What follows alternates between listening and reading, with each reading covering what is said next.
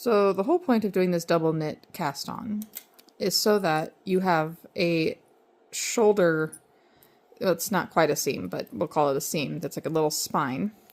It goes back to front and it's already connected. So you're going to need 2 extra needles. Now I used ones that were 3.25 millimeter.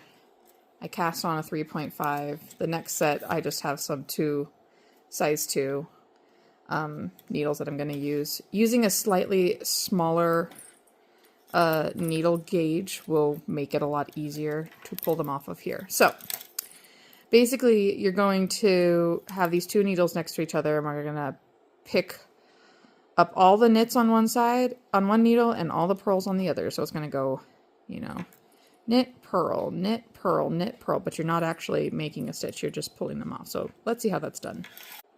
Okay, so you're going to have your 2 needles. The one that's closer to you, let that be the one that all the knits go on. This will be the one that all the purls go on. This one, to tell me it's knit one, is longer. But anyway, so you start at the slip knot end, and you kind of, it's going to be tight, so you're going to have to hold everything steady. You just pull off the knit, and then I hold that, and I grab the purl with the other, and you just kind of go, oops, actually twist it with the cast on edge down. It's a lot easier. Grab the knit, and then grab the purl. And I like to grab them actually in the motion as if you were knitting or purling. It makes it a lot easier. So the front needle is pulling off knits, right?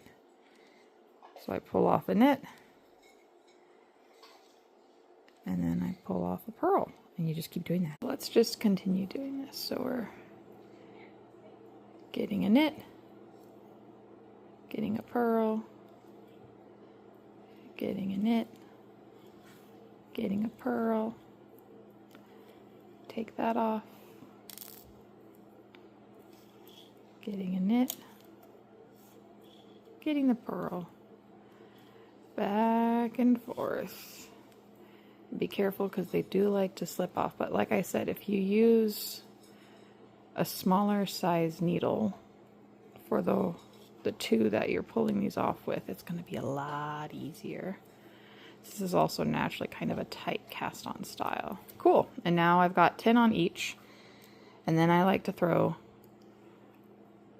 a ring onto each like that.